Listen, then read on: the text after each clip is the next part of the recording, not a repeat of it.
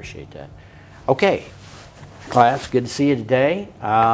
Here we are, actually on the anniversary of a dark day of our nation's history as of the recording of today. So this was before many of you were born, but I remember where I was 24 years ago today. So at any rate, hope everything's going for you okay in this class, and let me know if you have any questions about anything, as we continue to proceed. This is, we're concluding the fourth week, so we're like at midterm to midterm, okay? 15, if you count finals week, I think there's 16 weeks in a semester, so we're at the 1/4 point. So that's, hopefully by now, we've been able to instill in you a little appreciation for the wonderful field of economics, microeconomics in particular.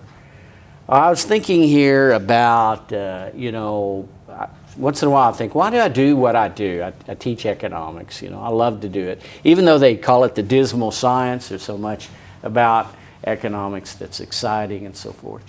But one thing you get to do, I think, in economics, is you study economics, you learn some rationale for why, as radical as this may sound today and so forth, but why our way of doing things in the West has worked out relatively well over the last few centuries with respect to other areas of the planet. And at least that's my conviction.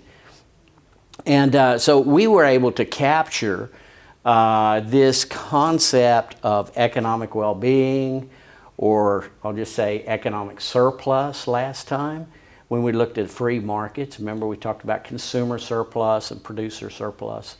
And those are metrics, actually, you can refer to on occasion in discussion.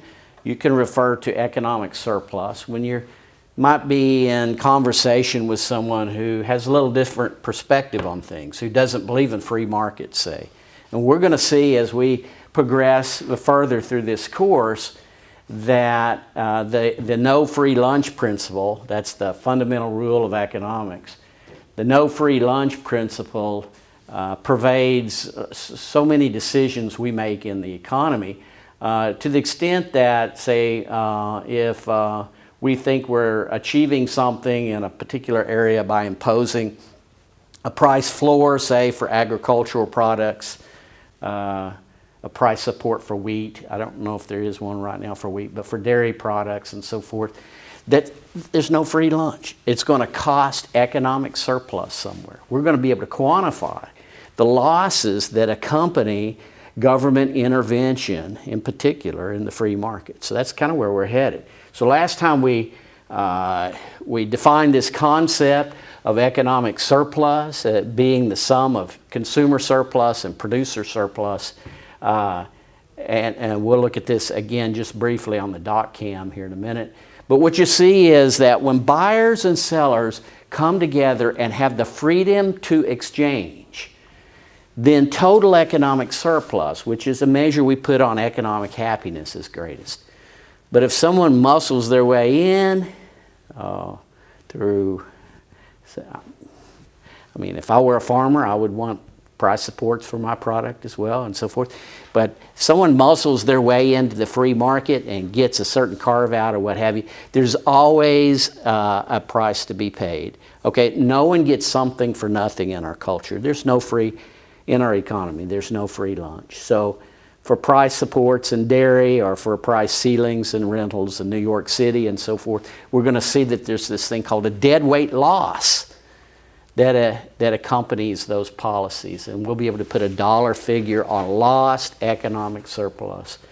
So economic surplus is going to be greatest when we have these three words present: freedom to exchange. And I hope we never lose that in our society. Okay, freedom to exchange. Exchange what? Not only goods and services, but to exchange ideas as well. Hope we always have that. We looked at that last time with respect to a free economic market. So I drew this little picture last time where you have buyers and sellers come together. We labeled all the buyers with a B and we labeled all the sellers with a C. We ordered them with respect to their reservation price. As far as the buyers go, that's the highest price that they would pay for the particular good. say if it were auctioned 1 unit at a time, no one knows how many units are going to go on the auction block. Well, the first person who's going to bid away the unit, bag of oranges, I think was our example here, would pay $13. But you know, when you go to the grocery store, the checkout clerk doesn't, you know, when they scan the oranges, they don't ask you any information about yourself. They don't ask you, you know, what's your income? And we're going to charge you according to your income. Or how well do you like oranges? Do you have to have the vitamin C? I mean, all that's kind of ludicrous, right? The idea that you would auction off bags of oranges at Walmart, that would be kind of, I mean, we would get nowhere like that. But we all know what an auction is. We know that we can envision a situation for a good, in a general sense, being auctioned off 1 unit at a time. No one knows how many units are going to go on the auction block. It's being then bid away at these prices along a curve like this. The first unit's going to go to the highest bidder. If you don't know how many units are going, the first one's going to go at the highest bidder. So what you have here are the highest bid for each unit that's brought to the auction block. And so that's really what a demand curve is. We say it's a marginal benefit curve, but it's first off, we want to see it's a curve of what we call reservation prices. The first person would reserve a bag of oranges for $13. The second one for $12 and so forth. Now, of course, this curve's going to decline because of declining or diminishing marginal benefit. This is just a ubiquitous thing, okay? We derived the demand curve previously by horizontal addition of individual demand curves. We noted that for individual demanders, okay, there's always a diminishing benefit that is associated with each marginal unit consumed. So that second pancake is not worth as much as the first. If you're sitting at breakfast, you'd pay more. You can imagine having to buy your pancakes one at a time. You'll pay more for the first than for the second and so forth. So all these things work together.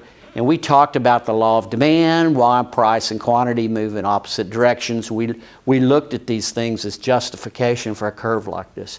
We want to remember that, okay? Of course, in a free market, goods aren't generally auctioned off. At Walmart, there's only one price, say, competitive market for bags of oranges, so it's $8 here. So we were adding these differences here, which is the difference between willingness to pay and having to pay, what you have to pay. And that's a good thing if you find something cheaper than what you're willing to pay. That's a measure of happiness. We're moving into a direction here in our study of microeconomics, which we'll build on later. In fact, much of microeconomic theory is kind of centered around this concept of maximizing consumer and producer surplus. So we calculated this last time. Total consumer surplus is a measure of happiness. Total producer surplus, that comes about on these individual items that would be brought to market by suppliers who receive a higher price than it costs them to bring that particular unit to market. So the very first bag of oranges, because principle we talked about last time, the first bag of oranges is going to be on the low branches of the trees, right, in the orchard, the low-hanging fruit principle. So, I mean, the person who shows up with a bag of oranges first, they pick those oranges off the that was the low-hanging fruit. Okay, so the marginal cost, we got MC here, the cost associated with each marginal or successive unit is going to be low initially, but then goes up, because if you want to bring more and more to the market, the supply side of the market's got to get the cherry pickers out, okay, and reach higher in the trees. So it's really, if you want to succinctly say, why do we have an increasing marginal cost curve? It's because of the low-hanging fruit principle. All right, so this is a beautiful thing, I think. Actually, as an economist, you know, there's a lot you could do with this, okay? If you want to extol the virtues of free markets and so forth, you get into this and you talk about how you don't really want to mess this up. It's a big pizza everybody gets to enjoy. And, you know, if you let somebody else other than a buyer or seller consume some of this pizza, then you wind up throwing some of the pizza in the trash. Okay? Not only does a third party take some of the pizza away, as you're going to see, but some of it disappears. No one enjoys it. and that's called a DWL, dead weight loss. We looked at that a little bit last time. Actually, we introduced the concept of dead weight loss last time when we talked about negative externalities. So I drew these up, and I'm trying my best to adhere to some policy here. I won't give you the whole story, but I'm kind of, until I get a little smoother at this, I'm hand drawing some things for you that accompany the text. You have a diagram like this in your text. Also, I scanned this for you.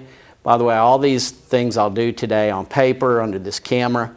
I've scanned a PDF and they're on Blackboard. So we looked at this just briefly last time. I don't want to spend more time on this than it's necessary. Just saying that we talk about negative externalities.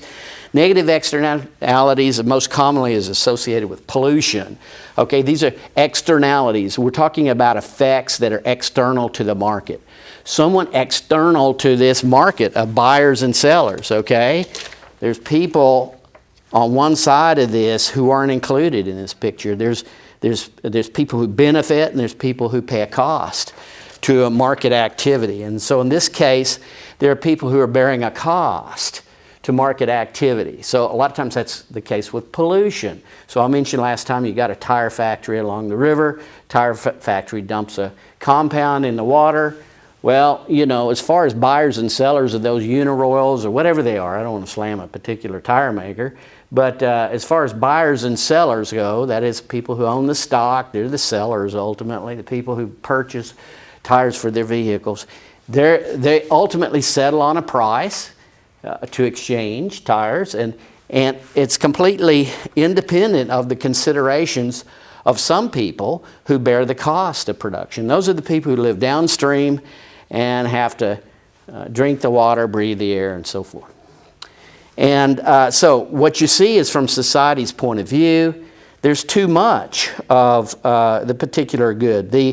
And I've got this here as QE here, the equilibrium quantity, the quantity that's exchanged, the quantity exchanged in a free market, where the free market would equilibrate, exists between supply and demand. I guess I should label this as demand, both of these. But supply and demand, okay? This is private supply and this is private demand. This is owners of the plant and these are people who buy the tires, okay? Problem is there's too many tires being made as far as society is concerned. If you considered everybody's preferences here, everybody could cast a vote, not just those who buy tires. They'd say, hey, you're making too many tires because you're making people sick downstream. So there's a more optimal quantity. We've got QO here that society wants. And so it's less than the quantity established by the market. So you have what's called over-allocation. First of all, if you have overproduction of the good in the product market, so it's tires, and you have over-allocation of resources in the factor or resource market, like for rubber and for labor to make tires, okay? So you don't have real efficiency here from society's point of view. You don't achieve what we called last time allocative efficiencies. Okay, I'll just write it here. There's no allocative efficiency here in this situation. We are not allocating resources efficiently from society's point of view. There's too many tires being made. Why? Because the total cost, remember, a supply curve is a marginal cost curve, right? It's a marginal cost. So this is total marginal cost. This would be private marginal cost. The total marginal cost of producing tires is underrepresented by this curve. Okay, there's additional cost. So people downstream, they're getting sick, they're having to go to the doctor and all these things. People might die and whatever, or they breathe the pollution. So this morning, I mean, I don't sleep well. You don't need to know this, but I'm a chronic insomniac, actually. I hate to say that, but this morning I was at 4 o'clock. I'm walking, and I said, man, I could smell that paper plant again. I don't mean to slam the paper plant in our town, but, you know, I'll just be honest. I think there's certain times a day when plants know when they can kind of puff some stuff out the stack and no one's going to complain. Unless you got those sleepwalkers. I mean, those people who can't sleep, they're going to notice. So So all that's to say is with pollution, you got additional cost. And we represent that cost here with a vertical shift here in the supply curve. This is additional cost. See, we're shifting in the price dimension here to represent that cost. Okay, now you could look at it this way. I got an arrow here to the point, to the left, I'm sorry, to the right here. An upward shift in the supply curve is also a leftward shift in the supply curve. I'll mention that here in just a minute, why that's so important. But initially we see that as far as society goes, we want to be here, right? Intersection of this supply curve, which represents all marginal costs of production, and the demand curve. So we want to be here. What's that saying? It says that the price that's charged initially in the market over here is too low. Okay, we really want it up here at P2, which would incline the market to trade at a lower level. Okay, to trade at a lower level. Now, how can we do that? How can we provide incentives to buyers and sellers so that they'll modify their behavior so that there's fewer tires being made? Okay, actually that would be a goal of policymakers. That's what you'd want to do. And that's when we bring in this thing called a Pigovian tax. Okay, a tax that's attached to each one of those tires, say. Okay, so the government says, you know, there's a lot of people getting sick and we're having to take care of these people and so forth. We're going to slap a tax on each one of those tires. And they may take that tax revenue, the government, and may channel it back to the people who are adversely affected. So the goal is to slap on a tax here.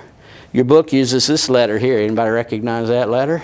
It's the Greek letter tau. We use that a lot of times for tax. It's a per unit tax. A Pigovian tax is a per unit tax applied to each unit of the good so as to shift one of these curves, in this case the supply curve, to achieve an effective supply curve that represents society as a whole, or marginal cost curve again. All the marginal costs, total marginal costs, are wrapped up into this curve here. Now there's another term, sometimes you may hear this used with respect to Pigovian taxes. You may hear the term internalize the externality. Okay, that's an interesting phrase. Internalize the externality. Your book talks about that a little bit. But if we slap on a per unit tax here, we're actually internalizing in the free market the cost associated with the externality. So now you see, as far as suppliers of tires go, they're working with this marginal cost up here because they got to pay this tax.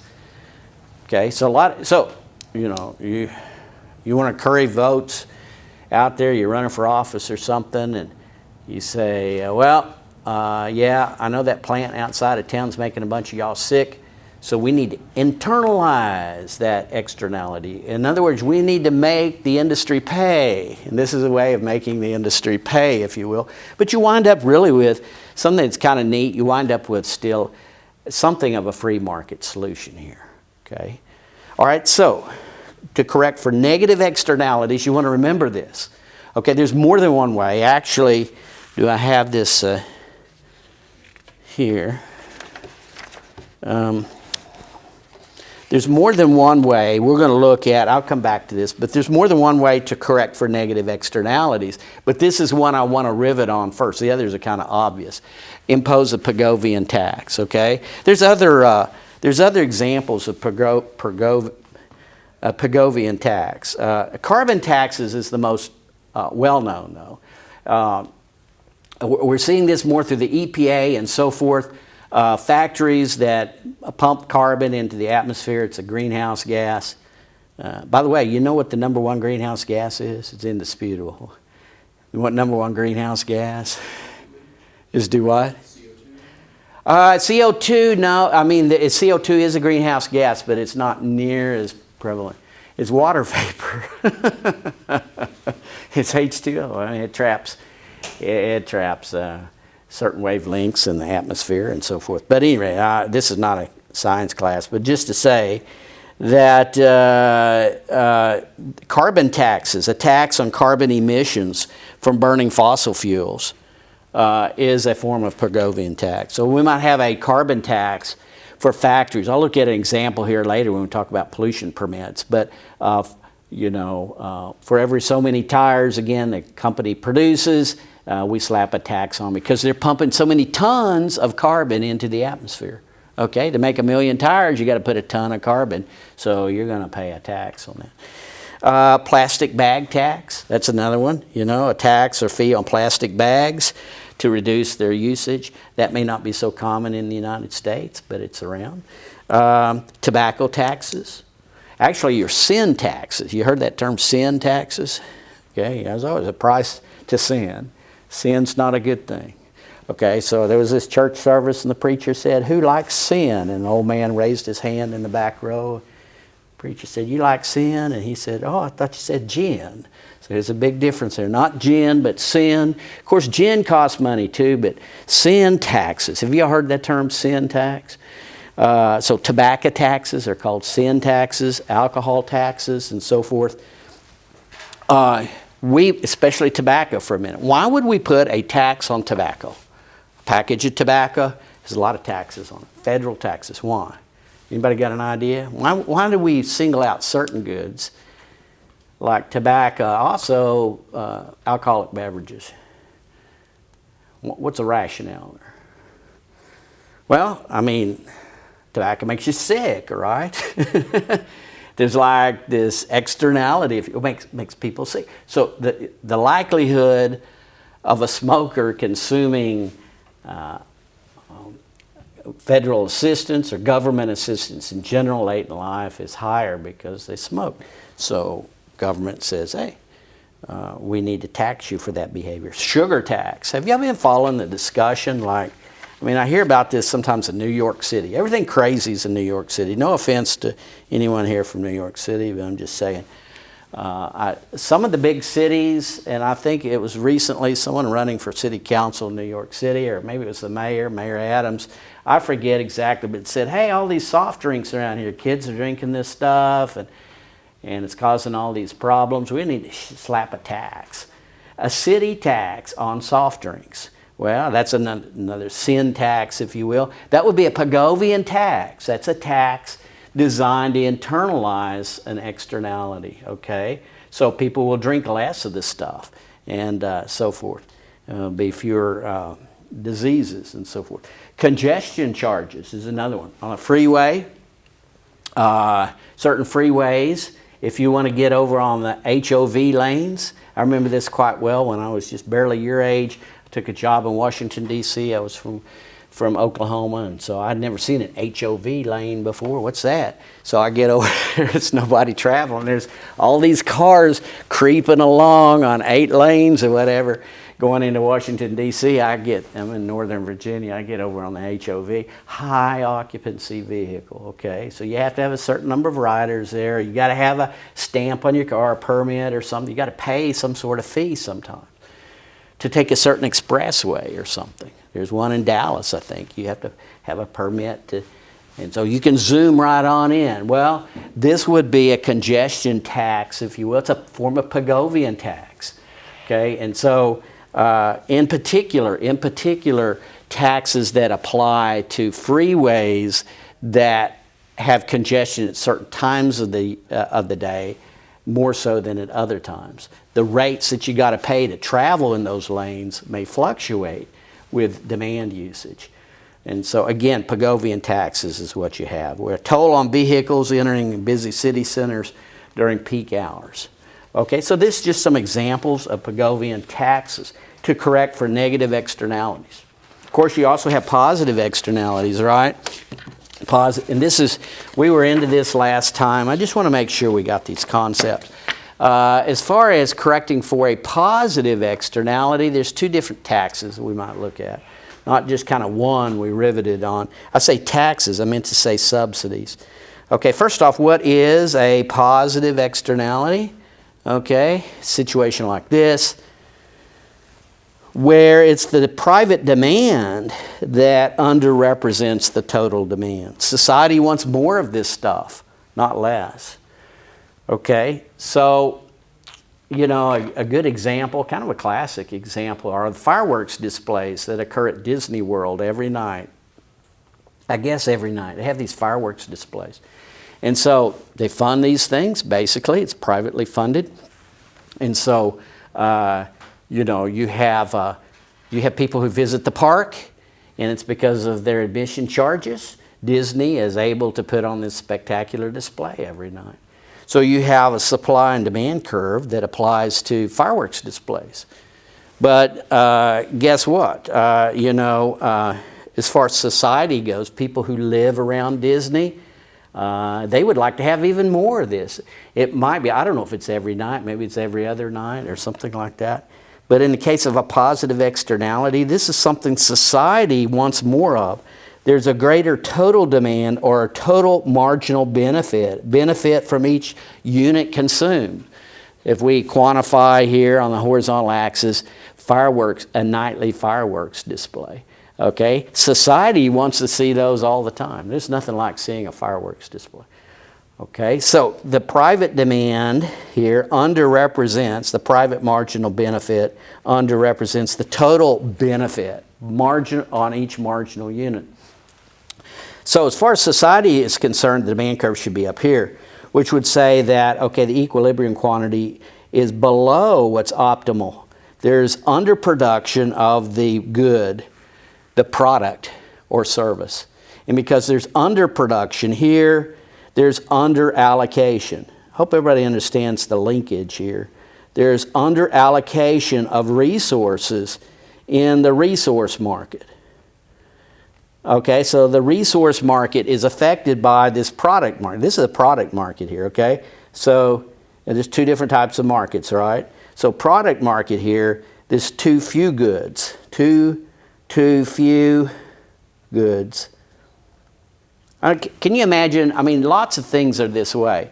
I keep talking about public education and so forth, but college education. What if you had to pay for all of your education, for all of your, and I had to too when I was, there were, I dare say, if it were not for assistance from one arm of government, there'd be some people on our campus who would not be here. I mean, it's pretty obvious, right?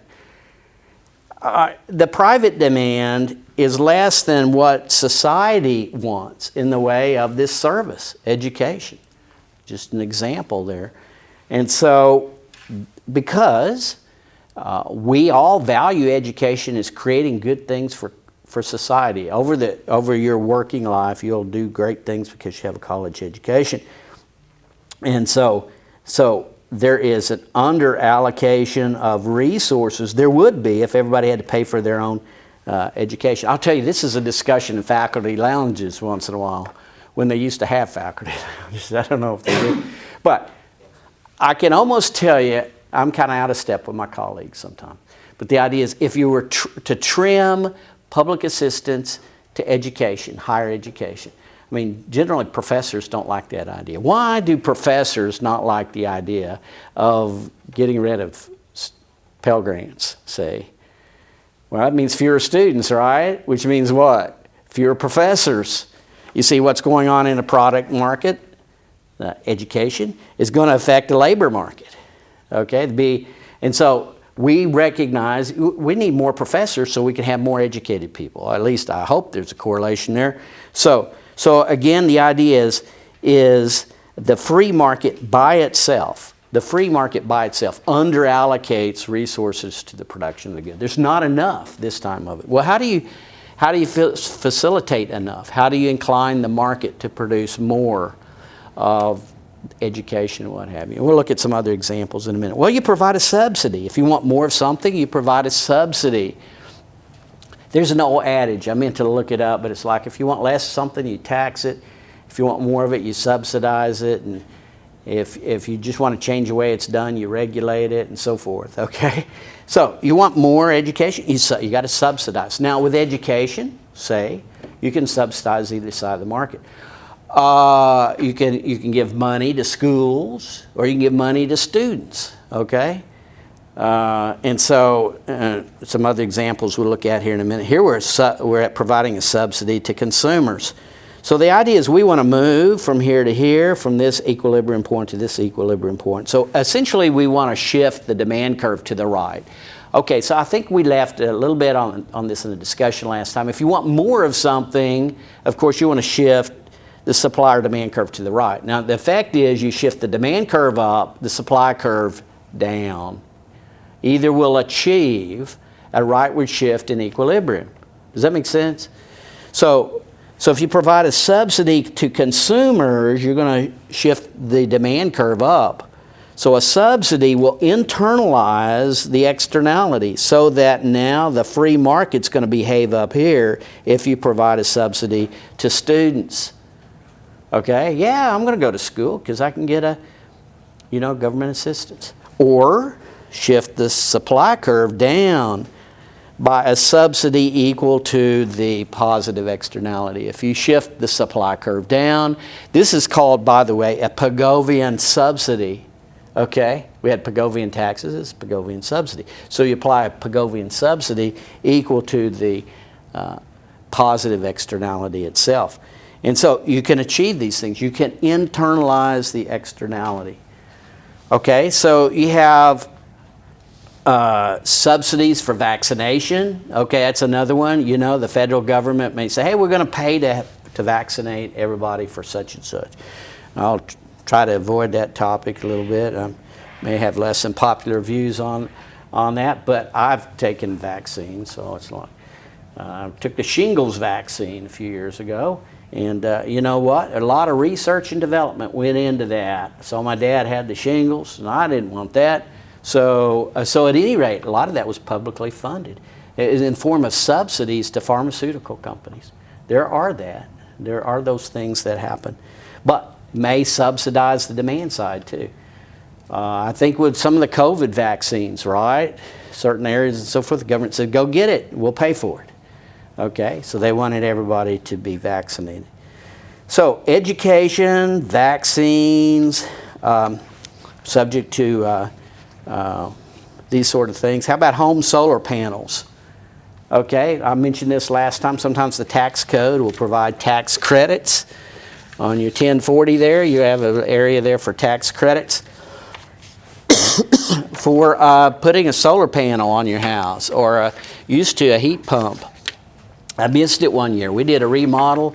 I know about this firsthand, alas, and I forgot about this. And I was going to go back, but didn't. But at any rate, hey, that heat pump, there's a tax credit for that. Why? Because the government wants you to have a heat pump. Why does the government want you to have a heat pump? Well, policymakers say, hey, more heat pumps, more efficient heating of homes, less carbon in the atmosphere. All right, I made this chart here. You have this. It's actually also in your book, but I want to mention this. Methods for dealing with externalities. I would want you to know these things. So for negative externalities, you have an overproduction of the output, and therefore an overallocation of resources. You need to remember that. Too much of the private good. So what are ways to correct for negative externalities? Okay. Well, I hope you can read my writing here. There is private bargaining. There is bargaining that could happen. Remember the tire plant that I said? Tire plant and the citizens, they could get together. You know, certain companies that going to pollute in a city or something, they're your greatest corporate citizens, because they'll buy school buses for the school and so forth, because they recognize, okay, they're imposing a cost on the local economy. There's a way this is achieved indirectly as well through the government. Here in Oklahoma, at any rate, some of your best funded school systems are around power plants. Okay, there's a reason for that. The people who have to breathe the pollution that comes out of the stack, at least it used to be this way, it's not so much so, but you know, they're the ones that are more adversely affected. So they get a bigger share of the tax revenue that come from those power plants. Now I'm not getting into any specifics about what current law is on that now, but I'll come back and dwell on this just a little bit. But there's private bargaining. In a sense, you have private bargaining happening there. Okay, I will come back to this in a minute with something called Cosa's theorem. Liability laws and lawsuits. Hey, if you're making people sick downstream, guess what? and those people may be able to sue you. Okay, that's another way of restricting behavior. You don't have unbridled behavior on the part of polluters. Taxes on producers. This is Picovian tax on producers. You have direct control. The government says you can only produce so many tires in that plant. That would be a direct control. Or markets for externality rights. That kind of goes back with private marketing here a little bit. Let me mention something just almost in passing here with respect to negative externalities. A lot of times, if you can establish a market somewhere, there's a really good way of solving a problem. Here's my example here that we're looking at here with a tire factory along the river. The problem, the reason why the factory can dump so much junk in the river is because a lot of times no one owns the river, okay? Or they can pump stuff at least in the air because no one owns the air. Now, if someone owned the air, owned the river, owned the real estate between those affected and those who own the plant or so forth, there's a market solution that could be had, okay? And this is something your book just alludes to a little bit called Coase's theorem. Let's see, where is that? I just want you to kind of read about it here as far as, I think that's on page 90 or something like that. It's in the margin. But it's on page 84. Coase's theorem is the idea stated by Ronald Coase, wouldn't you know? C-O-A-S. Let's see if I got a little thing on this. I got a little thing on this, okay? I wrote it down here. It's on page 84. I forgot I did this. I put it in yellow here. Hopefully you can read this. Some externalities can be resolved through private negotiations among the affected parties. If someone owned the river, or if someone owned the air, then the polluter could not pollute with impunity. They'd have to come ask you, hey, can we pollute that river? And you'd say, well, if you pay me enough, okay? So the idea, the problem, a lot of times with negative externalities existing in the first place is what we could call the tragedy of the commons. We might look at that later, but there are common resources out there no one seems to own. The oceans is another one. I hate to say it, you know, I love going on cruises and so forth, but they say there's a pile of plastic in the North Pacific the size of Texas swirling around. Why is that? We wouldn't put up with that in the United States, but it happens in international waters, right? Because no one owns it out there. So no one owns those waters out there. You got people dumping out there. That's the problem. Coase said if you could establish property rights, if you can have well-defined property rights, first off. Secondly, if you can have zero transactions costs. Now this is going to sound a little idealistic, but the idea is if all the people, say, living downstream could come together and you got like a class action suit going on here, or a class activity, I'll just say it, without any cost. I'll just have to go ahead and say it, so forgive me. I'll go ahead and say Chris wants to be a lawyer, but if you didn't have any lawyers in the picture, okay? If you didn't have any lawyers, legal fees, if people could band together freely and so forth, that's what we mean here, zero transactions costs. I know we have to have attorneys, so I'm being a little facetious. If these two conditions could be met, there's, generally speaking, a private solution to be had when there's a negative externality. So even if, say, if air, now it's kind of hard to say, well, I own the air between Main Street and 12th Street, and so you're going to pollute that air, you got to pay me. So it's kind of, you see where this is kind of idealistic. But there are instances where Coase's theorem actually has application in the real world. But theoretically speaking, Coase's theorem would always help us achieve this optimal amount of pollution, if you will, if you had someone who owned the medium between the polluter and the pollutee, the one polluted, okay? So, all right, so just to say that's Coase's theorem. Well, back to our chart here just a second. Okay, so you have positive externalities as well. These are things you should know. Come test time, which, by the way, is 2 weeks from tomorrow. Y'all do know that, right? So just a little reminder. I should have my little bell here and go ding, ding, ding, 2 weeks from tomorrow. On the 26th. The exam will be open all day, 24 hours. Take it at a time of your leisure. But at any rate, these are things I could ask you about. Okay, with positive externalities, you have spillover benefits. Is there the overproduction or underproduction of the output? Is there the overallocation or underallocation of resources to make the output? Okay, so there's underproduction of good things. So a lot of times private bargaining also is to be had here. The classic example is the orchard next to the apiary or whatever, where they grow bees for honey.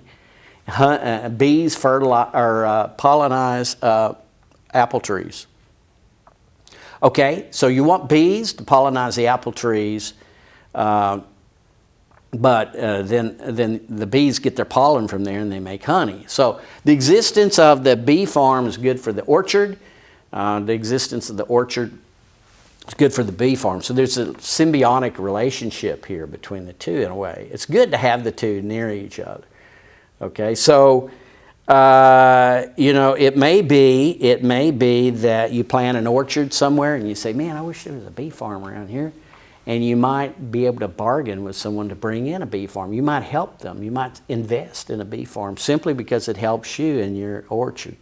Okay, just an example. It is a little hypothetical, but your book gives some other examples of private bargaining that can occur to create or to correct for positive externalities. When I say correct for positive externalities, we want more of the stuff. So in other words, we want to incline the supply side of the market to produce more of the stuff. So there may be private bargaining, okay? You get this a lot. You get this a lot with municipalities who want to bring in a business, and they'll give them tax breaks. They'll give them breaks on sales taxes or what have you. Or they'll say, hey, we'll build a road out to your plant. Or we'll lay a water line out to your plant, so forth. Just build the plant. We'll help you. Okay, so you got private bargaining because we want your plant here because there's going to be positive effects. It's high tech, and gosh, if we get you in here, our schools are going to improve and all that. So these are things I think we know intuitively. There's subsidies to consumers, as we saw, and subsidies to producers. And then there's government provision, okay? The government, like with public education, as I mentioned just a moment ago, is big into providing public education because public education, or higher education in general, has some very significant third-party effects. Okay, all right. So a lot of times when we try to reduce, your book has this little diagram here, when we try to reduce the amount of pollution that exists in a river or a stream, this is a negative externality, we have to look at the cost of abatement. Abatement means we want less of this.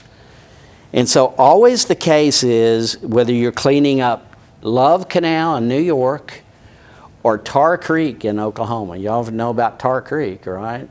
So it's a Superfund site in Pitcher, Oklahoma, I think it is, and so forth. Been there for years, but I'm more familiar with Love Canal, say, so I can talk about that just a little bit here. There's always this upward sloping, convex marginal cost to achieving a higher amount of abatement. That is, a cleaner river. If you want a cleaner river, it costs you more, obviously. But guess what? Generally speaking, you hit a wall here. If you want a 100% clean river, it's going to cost you like bazillions of dollars. Okay, so you settle on something. Now, as society, we settle on something. We settle on what we think is beneficial in having a clean river. Because the more you clean the river, of course, the more we benefit from the river. You can swim in the river now. I remember the Cuyahoga River. Have you ever heard of the Cuyahoga River in Columbus or Cincinnati? A river, I remember this happening because I'm old, but the river caught fire. Okay, that's wild. The river caught fire. Well, there's all these hydrocarbons floating on the surface of the river. It just spontaneously just caught fire. You used to have this sort of thing in the 70s. That's why so many people were sick back then, and kids were sick because there was lead in paint, there was lead in gasoline and so forth. And so these are things that we've kind of fixed over the years. But the problem here, again, is we have diminishing marginal benefit with any effort associated with cleaning up a river. Diminishing marginal benefit, and you always have increasing marginal costs. These are two laws that we've talked about with respect to production and consumption of any good. As far as producing a good, there's always increasing marginal cost in a period of time, okay? Marginal costs are going to go up. Marginal benefit decrease. So it'd be nice to have the Cuyahoga River 98% free of benzene. Okay, that might be a big thing because benzene's highly carcinogenic, catches fire though. But now to go from 98 to 99%, two things are going to happen. Or to go from 99 to 99.5%, okay, you see what I'm doing is I'm incrementally increasing the purity of the river toward 100%, okay, total pollution abatement, 100% pure. Costs skyrocket, benefits kind of decrease. I mean, you can swim in 98% clear water, right? I don't know. I'm just throwing a number out there. So I'll swim. I shouldn't say this probably, but I told my wife here a while back, I'll swim in Tin Killer Lake, but some lakes right here I don't want to swim in.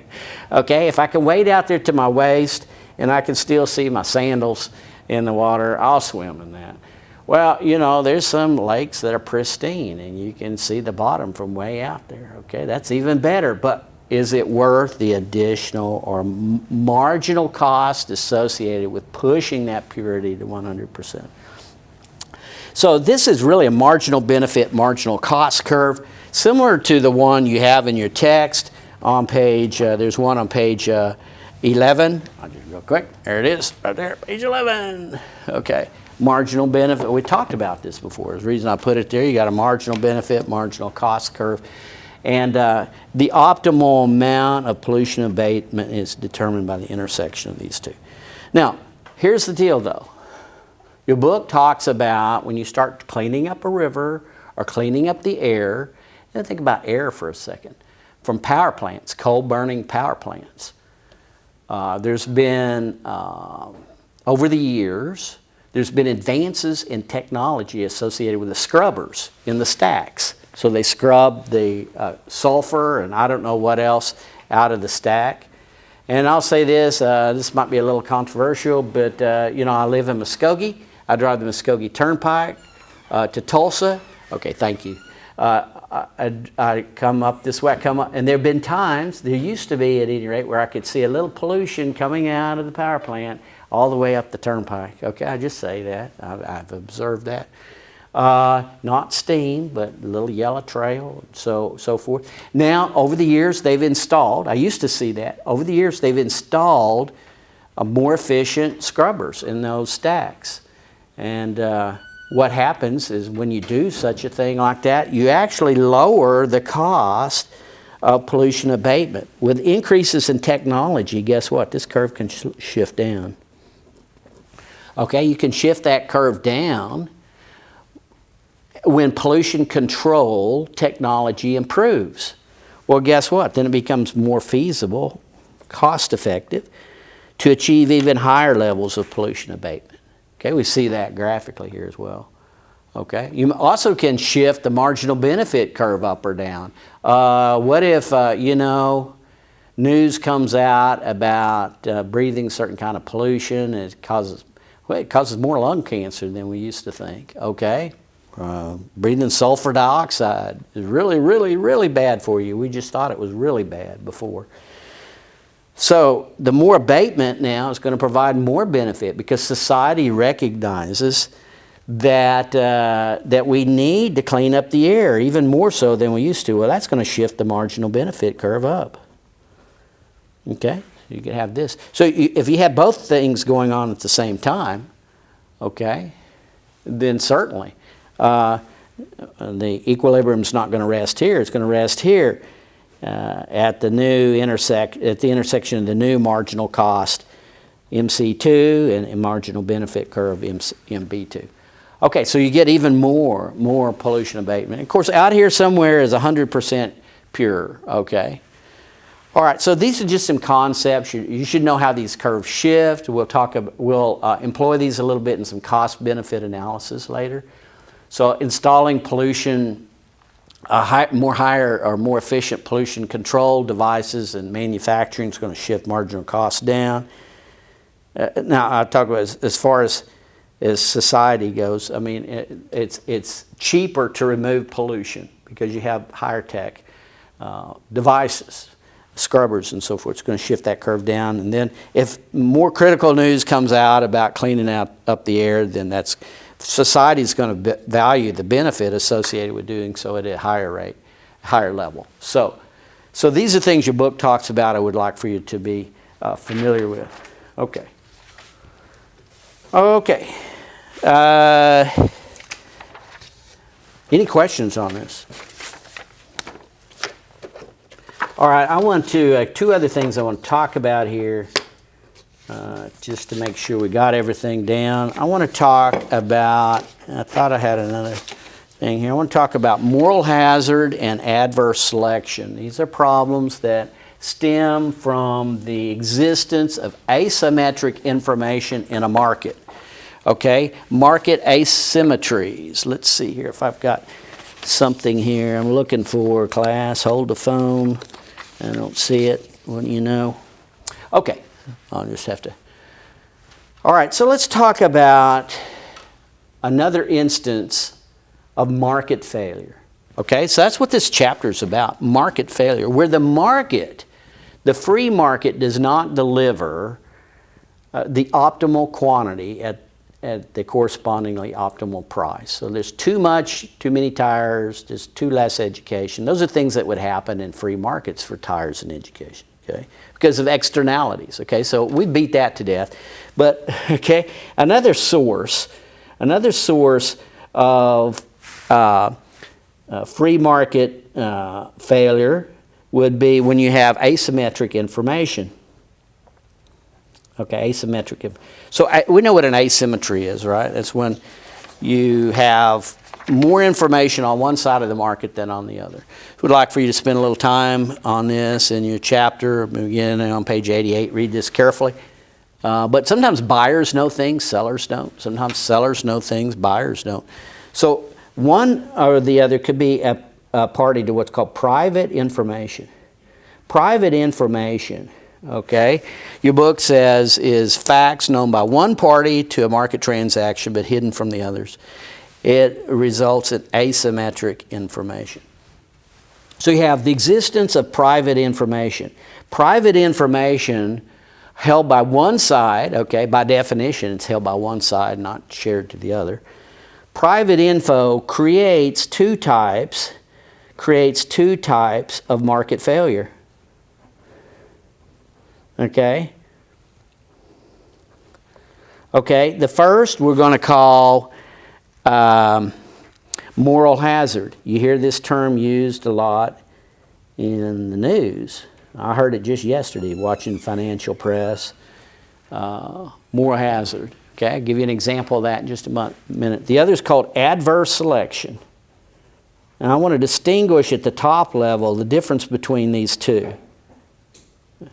Okay, so buyer and seller, one has information, the other doesn't. Hopefully you already got, ever bought a used car? Ever had this feeling, oh, he knows something about that car, I don't. That would be a classic example of where, information is not shared. So I remember my dad, I remember he bought a Dodge Dart. I was just a little kid. We lived in Houston, Texas. And, oh, that's a used car, but it's a great car. Got it home, we found a pop bottle, a Coke bottle up in the fender, wedged up there. Where'd that come from? Well, obviously the car had been in a flood. Oh, the seller didn't tell us about that, right? So in the used car market, you got stuff like that going on. Sellers know more than buyers and so forth. Okay? We're going to come back to that in just a second. I'm kind of jumping ahead. We have other examples of that. Moral hazard is an asymmetric situation that occurs after the contract is signed. Okay? After the contract signed. That's the way I'd like to put it. Adverse selection occurs before is a situation before the contract is signed. Before the contract's signed. So let's take these in turn. So, I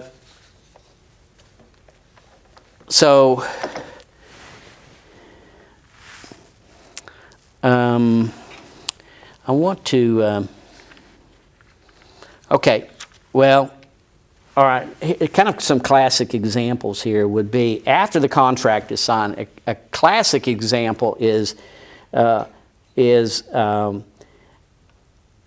behavior, say, of anyone, but say a driver's behavior of a driver, could be anybody, but of a driver after getting insurance.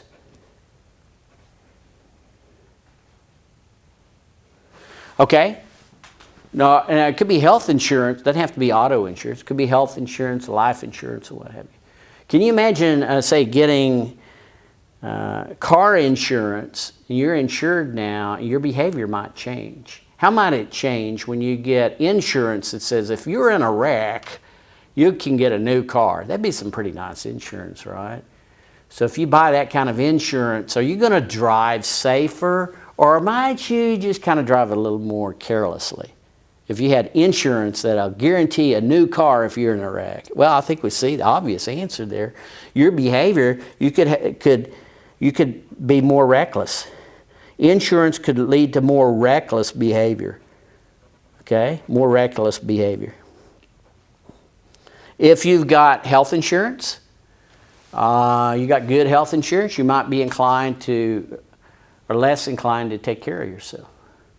You got property insurance? Well, you know what? We're on vacation. We got 20 miles away from home. You know, did we unplug the coffee pot? I always ask that question. We go somewhere. I say, honey, did we unplug the coffee pot? I think we did. Well, that's kind of a big deal with me because you don't want a house fire, right? But you can imagine, oh, well, you know what? We're halfway across the state. At least we do have fire insurance. So if the fire burns down. So if we didn't have that insurance, we might turn around and go back and check, okay? I'm just being a little facetious there. But your behavior after getting insurance could change. You might engage in more reckless behavior. We see this. Let me tell you, you think this is hypothetical, but in the financial services sector or finance industry in general. Have you ever heard the term too big to fail? Okay, as applied to the financial services industry. J.P. Morgan and some of these big companies. Now, Lehman Marcus apparently was not too big to fail, but Bear Stearns was, and so forth, back in 2008. The idea is the federal government essentially provides insurance to certain large financial services company because if they fail, politicians will have a lot to answer for. So, and these firms know that the government's going to bail them out. And so these firms may engage in more risky behavior because they know the government's going to take care of them if they belly up. So we saw this in 2007, late 2007, 2008 with the housing industry, right? Lenders were making riskier loans. Banks were securitizing a lot of loans and passing them on to investors. Lenders across the board, though, were taking more risk because they knew they were too big to fail. And generally speaking, they knew the government would bail them out. So it's a form of insurance, okay? So when the government provides insurance of that type, you have a too big to fail situation or a moral hazard situation. So excessive risk taking by financial institutions because they know the government will bail them out, we've experienced that, okay? How about deposit insurance? Okay, depositors, a lot of times may be less vigilant about a bank's financial health because they know their deposits are insured. It's $250,000 or something like that. So I don't have to worry about who's running that bank. If the bank goes under, the federal government's going to take care of me. Okay, that would be an instance there of moral hazard in finance. Okay, so you have this a lot. You have this in many instances where there's risk to be taken and people will become more risky because of insurance. Adverse selection. This is a situation before the contract. Health insurance is a classic example. Health insurance rates, when they're set, insurance rates look attractive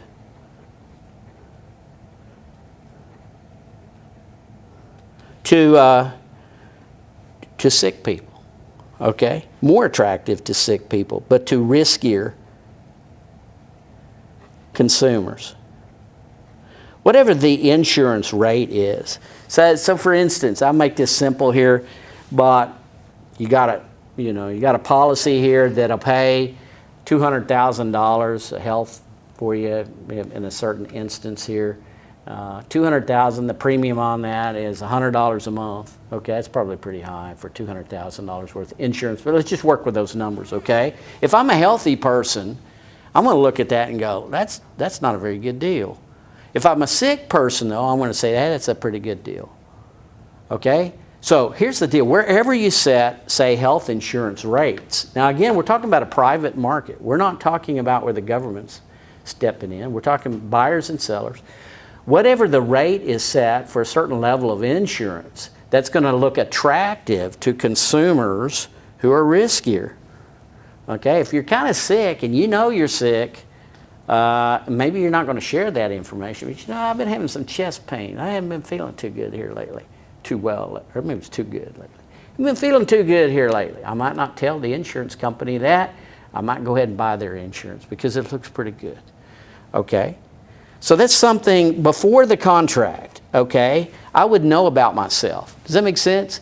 It's an asymmetric situation, asymmetric information situation that exists before there's the inking of any contract. So the buyer in that case knows more than the seller. The used car thing I talked about just a moment ago. The used car salesman knows more about the car than the buyer. Okay, so so there's an adverse selection problem there. And there's been some study on this. Actually, a paper that won the Nobel Prize, George Akerlof got the Nobel Prize years ago. It's called the lemons problem, okay? The lemons problem. You may have read about it. Yeah, see.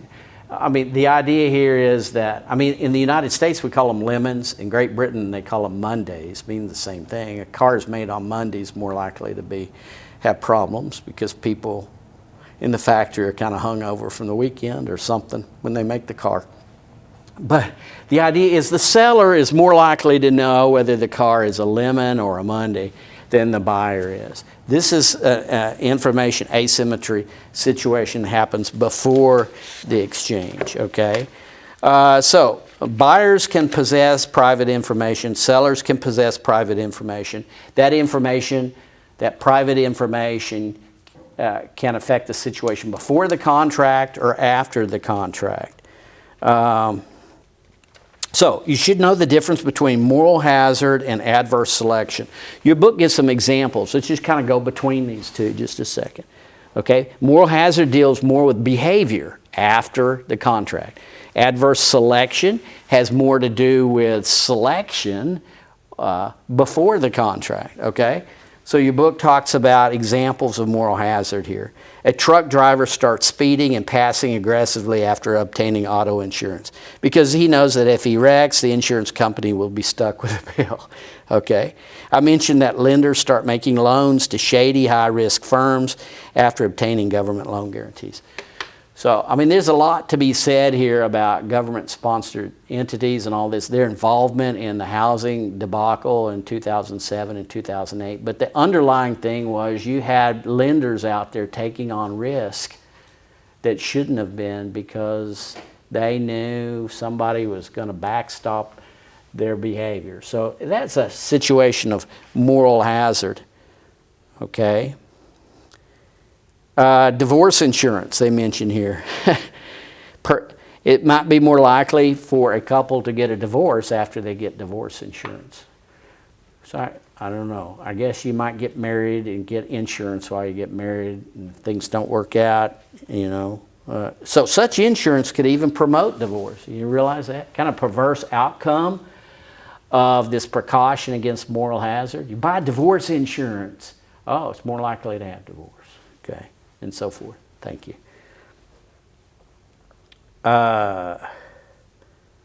So if the insurer could identify in advance those people most prone to alter their behavior, that's the problem. You know, the insurance company looks at potential insurees and they don't know which ones are going to behave differently because of insurance. So they gather information. The thing is, there's information they don't have. So the moral hazard problem appears lots of places. Employees. Anytime a firm hires a worker, they're taking a chance, right? That's why you have a probationary period a lot of times. So because in 90 days, hopefully, you know, the firm will discover whether or not this worker they've hired is a good worker or not, or if they shirk, okay? That's another term in economics. You probably imagine what that is. You have contracts for professional athletes as well.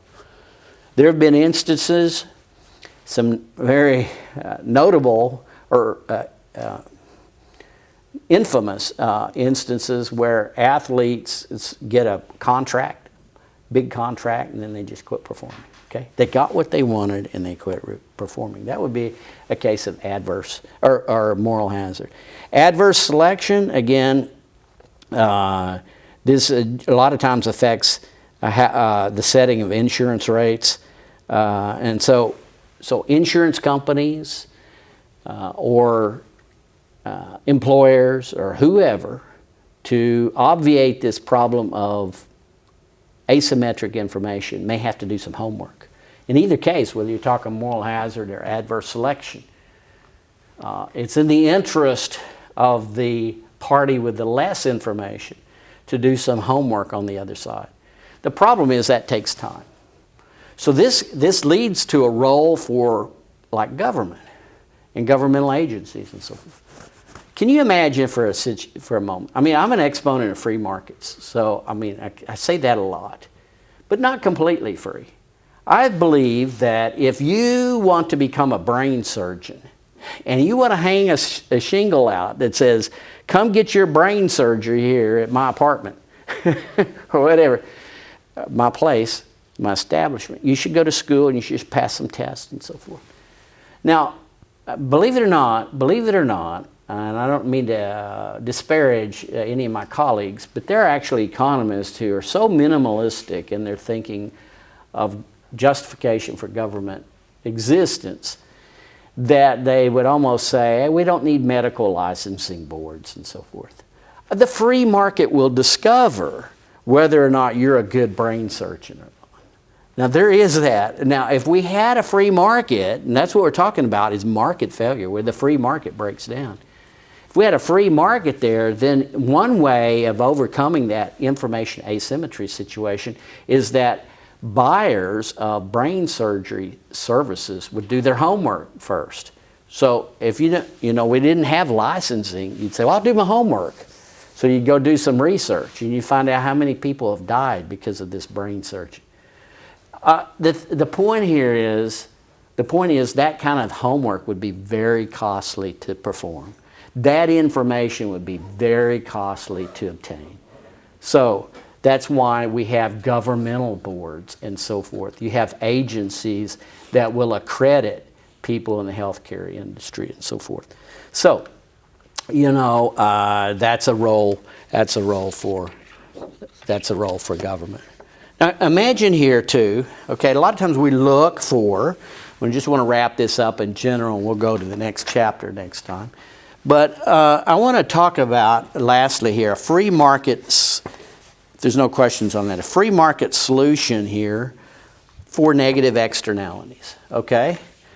Something that replicates a free market. Here is, your book will talk about this a little bit, but here's the market for pollution permits. Can I get that on the camera? Market for pollution permits. You say, what? Okay, now the government, because it knows that, you know, the more of us who breathe carbon and so forth, the sicker we're going to get, and we're going to demand services late in life, and it's heating the planet, so I guess, so forth. These are bad things. We want to pull carbon out of the atmosphere. So there's a market approach to doing that. There, you know, kind of economists of my stripe, if you will, that believe in free markets and so forth, say that there's a free market approach here to reducing carbon in the atmosphere. Here's an example here, and it would be through issuing what are called carbon permits or pollution permits. Say the government, for this industry, and I got a little industry here. I hope you can read this. I'll scan this tonight and put it up to you, okay? But the government requires 2 tons of carbon be removed every day from this industry. This industry has 2 factories, Factory A and Factory B. Okay, Factory A, I said it's a bigger factory than Factory B. The most important thing, though, is it's efficient. It's new technology. They make electricity using new tech, or they make steel using new technology, whatever it is. Factory B is less efficient, okay? And it's smaller, so forth, but it doesn't really, the size doesn't matter. It's kind of related to the efficiency with the stats I'm going to give you here. Because each pollutes 4 tons each day, so if this is the more efficient, then it must be bigger if it's more efficient and provides the same amount of, produces the same amount of pollution. So, but at any rate, the main thing is you got an efficient factory, new technology, less efficient factory. They're both polluting 4 tons each day. And the government comes along and says, hey, we need to, this is 8 tons a day of carbon you're pumping into the atmosphere. We need to remove 2 tons a day. It's making people sick, destroying the planet. All right? So one way of doing that is the government could come in and say, hey, you can only pollute 3, and you can only pollute 3 tons a day. Okay, that would be one thing. In other words, they would issue each factory 3 1-ton pollution permits. Okay? That would remove 2 tons of pollution from the air. Does that make sense? So you get a permit, like a little card, trading card, something like that. It says good for 1 ton of pollution a day. Can you imagine that? So this one gets 3 cards and this one gets 3 cards. They each get, and that's all the government's going to give them. So they're polluting 4 tons a day. Each one's going to have to pull a ton out of the atmosphere. They're going to have to clean up their act. Problem is, it's going to be harder for this factory to do so than this one. Why? Because it's using less efficient technology. So there's a cost to the industry of cleaning up 2 tons of carbon that's going to be probably higher than it needs to be if the government says each of these factories has to remove 1 ton a day. I think that's how you'd achieve 2-ton pollution savings across the industry. But there's a more efficient way. It's a free market way. It's not this central authority tells Factory A and Factory B each one what they must do. You've got to remove 1, you've got to remove 1 ton a day. Instead, the federal government can issue these 3 1-ton pollution permits to each factory and then allow the factories to what? What do you think? What have you heard in the news? Trade them. Okay, trade them. Here's an example here with the numbers. I just made these numbers up. If Factory A wants to remove another ton, I know you can't read that there, but they've removed 1 ton. This one removes 1 ton. It's going to cost them some money. What Factory A could do is say, you know what? I'm going to sell one of my permits here to Factory B. So it has 3 permits, and this one has 3. So it's going to sell one of its permits. So now it has 2 permits, and this one has 4 permits. In fact, they'll probably do that because it's costly for this one to pull 1 ton out of the air. Not so costly here. So for Factory A, if removing 1 ton costs $15,000, Factory B's older technology, it requires $20,000. I said $15,000. $15,000, and Factory B requires $20,000 to clean up its act by a ton. Guess what? Factory A will sell a permit to Factory B for some price between these two costs. Okay? Both will benefit. Think on that for next time. It looks like my time is out. But if you used $17,000 there, Factory A will be better off. It'll have a profit of $2,000. Factory B will be better off by $3,000. Might think on those numbers for next time. Okay. All right, we got her in.